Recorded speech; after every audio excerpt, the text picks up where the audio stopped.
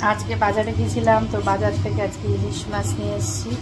তো দেখাই ইলিশ মাছটা আজকে বেগুন আর কুমড়ো দিয়ে করবো, বেগুন আর কুমড়ো ভাজা। দেখাই, এই যে কুমড়োটা এখন ভাজছি। কুমড়োটা বেশ একটু লাল লাল করে ভেজে নিয়েছি, কারণ লাল লাল করে কুমড়োটা যদি আমি ভাজি তাহলে কিন্তু কুমড়োটা সিদ্ধও হয়ে যাবে। আর ওদিকে বেগুন, আমার এই কুমড়ো দিয়ে ইলিশ মাছ হেভি লাগে। এটা কম আছে দিয়েছি যাতে কুমড়োগুলো সিদ্ধ হয়ে যায়। তো এরকম কুমড়ো কিন্তু শুধু শুধু খেতেও দারুণ লাগে। তো কুমড়োগুলোকে এখন আবার তুলে নিই। তো কুমড়োগুলো তোলা হয়ে গেল, কয়েকটাই কুমড়ো ভাজার পরে কত কম হয়ে গেল। যাই হোক, এইবার তেলের মধ্যে ফোড়ন দেব। এই তেলটা মোটামুটি গরম আছে, এখন এর মধ্যে এই কালো জিরাটা দিয়ে দেবো। কালো জিরাটা দেওয়াতেই একটা সুন্দর গন্ধ বেরোবে তেল থেকে। বেশ কালো জিরাটা যখন পুরোপুরি ভাজা হয়ে যাবে তখন বোঝাই যাবে যে কালো জিরাটা ভাজা হয়ে গেছে। এইবার এর মধ্যে এই যে মাছটা আছে এই মাছটা দিয়ে দেবো। তো মাছটা একটুখানি দই, নুন, হলুদ, একটু টক দই দিয়ে মেখে রেখেছিলাম। এতে মাছটা নরমও হবে আর মাছের ভেতরে সব ঢুকবে, খুব ভালোও লাগবে। তাই একটু দই, টক দই, নুন, হলুদ দিয়ে মাছটা মেখে রাখা আছে। এইবারে তেলের মধ্যে কালো জিরে দিয়েছি, এইবার মাছগুলো দিয়ে দেব। তেলের মধ্যে কালো জিরে দেওয়া আছে, এবার একটু হলুদ দিয়ে দিলাম।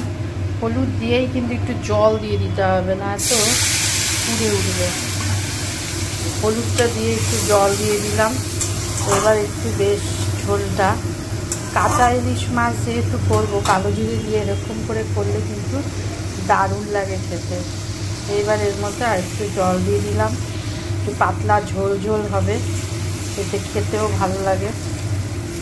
তো এইবারে হোক, ঝোলটা যখন বেশ ফুটে উঠবে তখন কিন্তু মাছটা দিয়ে দেবো। ঝোলটা ফোটা অবধি অপেক্ষা করতে হবে।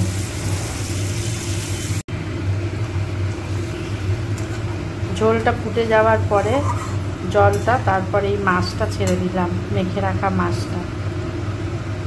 এরপর এর মধ্যে একটু কাঁচা লঙ্কা দেব। তো মাছটা মাখার সময় নুন দিয়েছিলাম, তো এখন আর একটু নুন দেব যাতে নুনটা বেশি না হয়। তারপরে মাছটাকে করব, কাঁচা লঙ্কা দেব, গোটা গোটা কাঁচা লঙ্কা দিয়ে দেবো যাতে ঋদ্ধি খেতে পারে, এর জন্য গোটা কাঁচা লঙ্কা দিচ্ছি।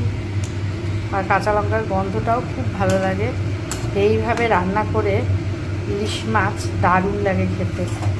আর এরপরে ঢাকা দিয়ে দেবো, এটা কম আছে হবে, কিছুক্ষণ পর আসবে। এবার ফুটে গেছে মাছের ঝোলটা, এর মধ্যে এখন এই কুমড়ো আর বেগুন ভাজা যেটা দিয়েছি ওটা দিয়ে দিচ্ছি।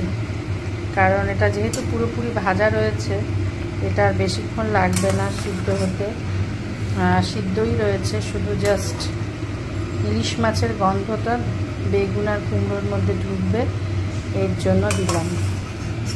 কারণ এটা পুরোটা বেগুন কুমড়ো সব এখানে সিদ্ধ, পুরোপুরি সিদ্ধ জিনিস। তো এটা একটুখানি দিয়েই এবার নামিয়ে ফেলবো ঢাকা দিয়ে। হয়ে গেল আমার ইলিশের বেগুন কুমড়োর ঝোল। হেভি লাগে কিন্তু এরকম খেতে। তোমরা কারা কারা এরকম ইলিশ মাছের ঝোল করো আমাকে জানিও। সকলে খুব ভালো থেকো, সুস্থ থেকো, ধন্যবাদ।